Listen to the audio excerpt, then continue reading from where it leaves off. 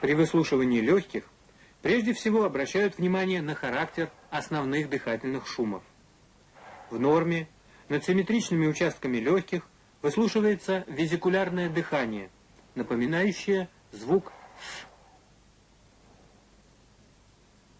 Оно возникает во время вдоха и в первую треть выдоха вследствие колебаний альвеолярных стенок.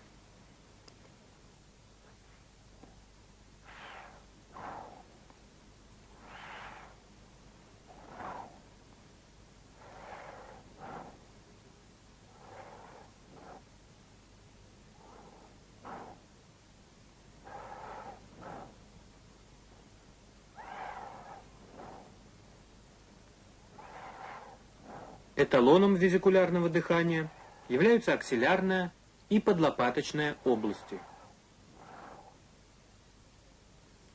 Над гортанью и трахеей выслушивается ларинготрахеальное дыхание, возникающее при прохождении воздуха через голосовую щель.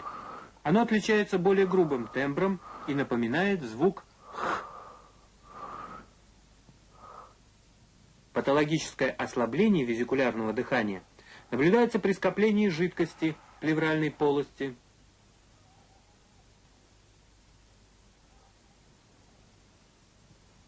При воспалительном уплотнении доли легкого выслушивается бронхиальное дыхание.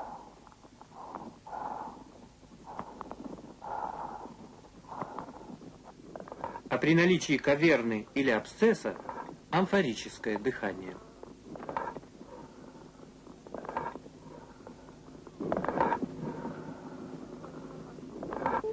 Помимо изменения основного дыхания, над легкими могут выслушиваться побочные дыхательные шумы. Сейчас вы слышите сухие хрипы у больного во время приступа бронхиальной астмы. Они образуются в результате спазма бронхов и сужения их вязким эксудатом. При скоплении в бронхах жидкого секрета над легкими можно выслушать влажные хрипы.